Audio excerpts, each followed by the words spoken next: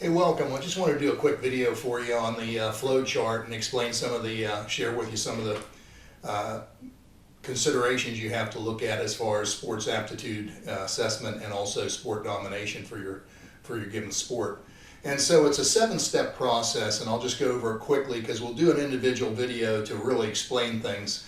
But the first step is to set your goals, and that's different for each athlete or different for your parent. If you're a parent of an athlete or a grandparent wanting to give your athlete the best chance of sport domination.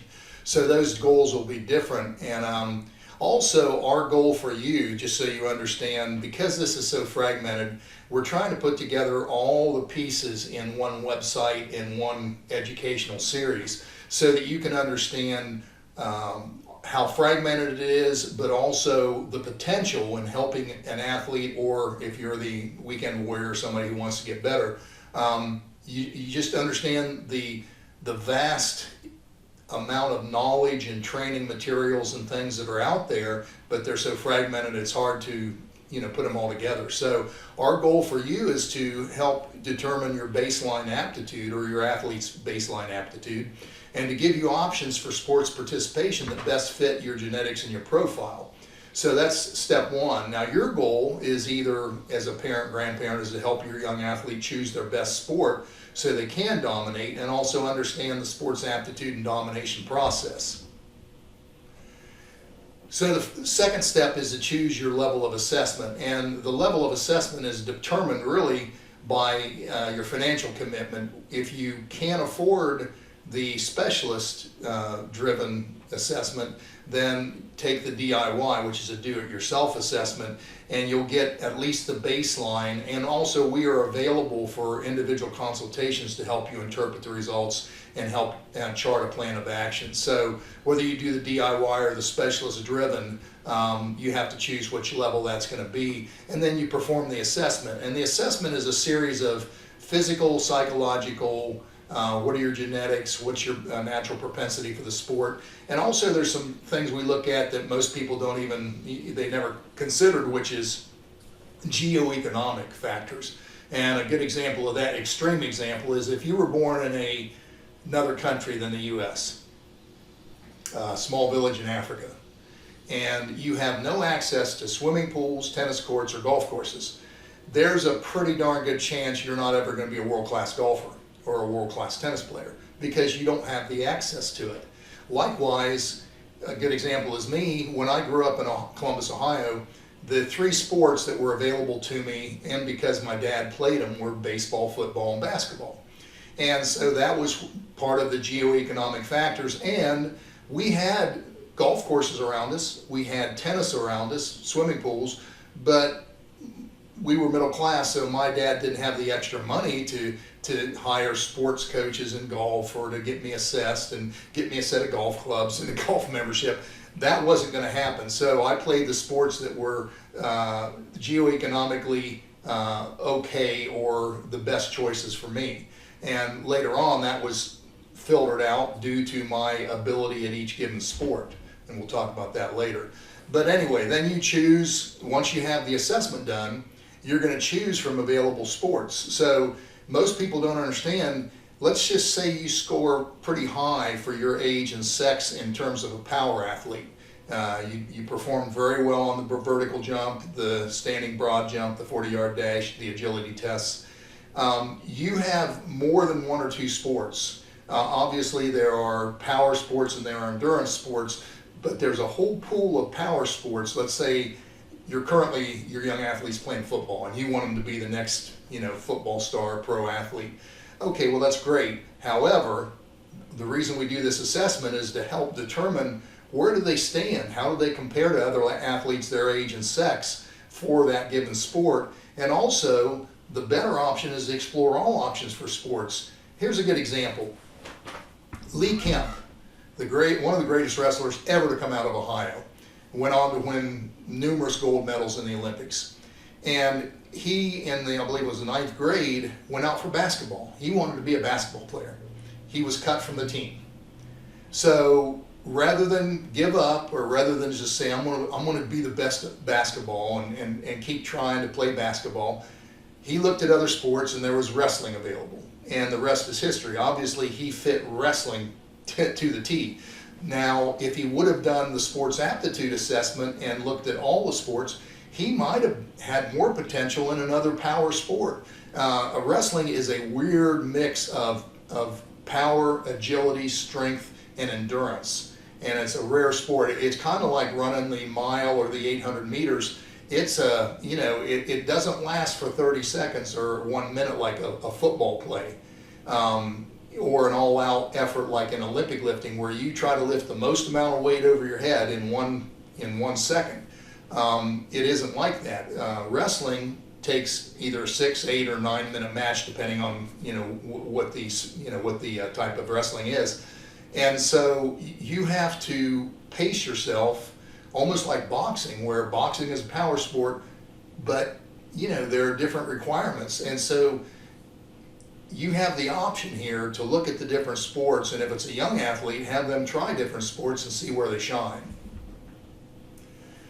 So option one, reconfirm, once you're done with the assessment, reconfirm your commitment to that specific sport. If you've decided, I want to be the best football player I can be, okay, well, that's your choice, and the next step is to plan your training program to coach yourself up, or to coach your young athlete up to the highest level they can play. But option two, again, is to explore other sports and choose 1 to 3 of those sports. Depends on your age and goal. If you're a young athlete, part of the goal I'm suggesting, I'm not telling, but a lot of parents want their athlete to play the sport they play. Well, I want my son to follow in my footsteps, be the greatest football player ever. Again, that's great, but you got to find out what your young athlete wants. And sometimes, I can't tell you the number of times, there are people in my family who were outstanding athletes, played at the college level, and then their son or daughter didn't want to play sports at all, or only liked one sport, and it wasn't the sport that their parent had played. So it's really very important to help nurture your child to be able to play various sports and enjoy sports for what they are, which is a learning experience, a fun experience. And by the way, if you are extremely good at it, or you're on an extremely good team, then you have a really good experience. But that's not the only reason you play sports. It's also for the camaraderie, the learning how to play as a team, commitment, discipline. There's all these different things you want your young athlete to come away with, and that are probably as important than just becoming the best at their sport. So it's also extremely important to weigh the pros and cons of each sport. The injury potential, like let's use football, not to pick on football, because I love football, but it's a love-hate relationship because it is an extremely high-risk sport. And going into it, whereas we weren't told any of the risks, we just, hey, you're going to play football, and then you start hitting and learning how to play the game. The problem with that is football is probably one of the highest injury potential sports. And now they've actually done the research and come out with the CTE, which is if you have numerous concussions, it actually impacts the brain permanently and can cause early death. So, or having problems later on in life.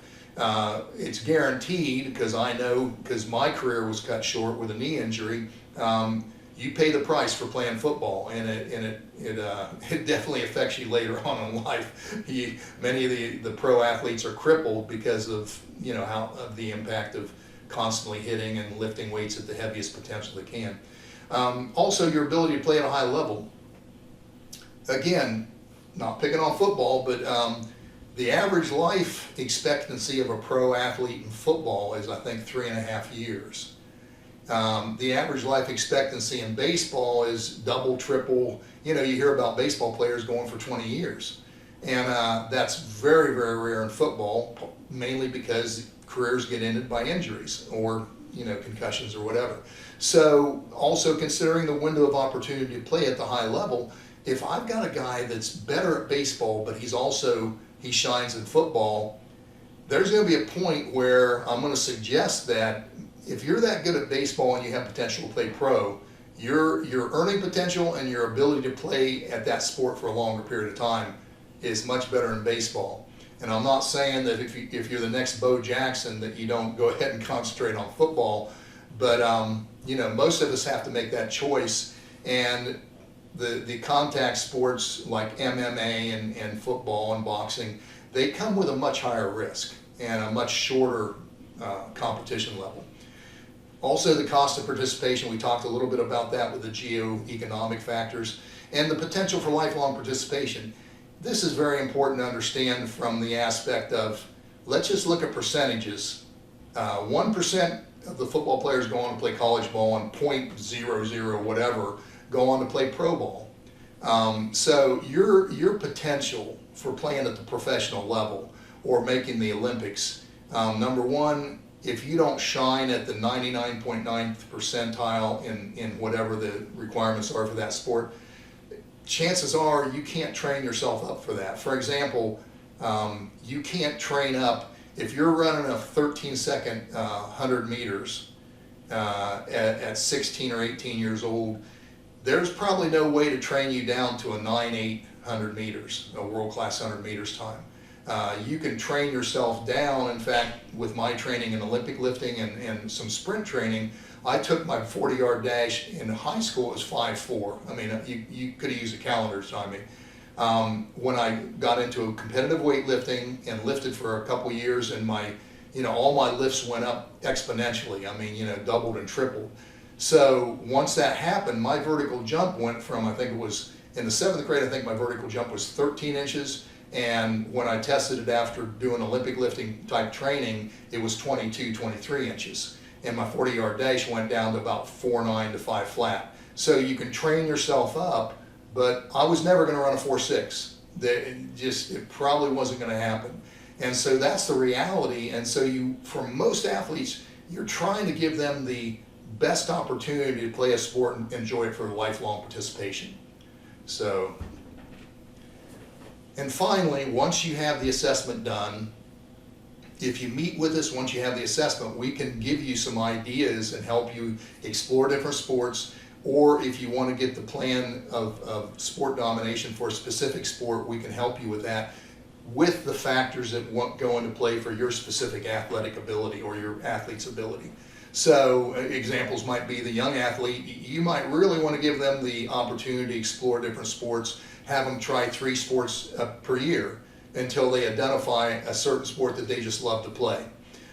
Junior high or high school, if they're really an outstanding athlete, you might be zeroing in on the fact that they might be able to play at college level, and that's a whole set of strategies to coach them up and also to get them exposure, because not all athletes are Division I blue chip athletes. A lot of athletes can play college ball, but maybe not at the Division I level. Weekend warrior, if you're a golfer, just want to play your best golf game, that's a series, that's a plan of action. So the main thing is to know that within your genetic potential and your resources, your commitment to training, you can train yourself up. Anybody can train themselves up to the next level or to play at their highest level of their potential. So we'll see you next video.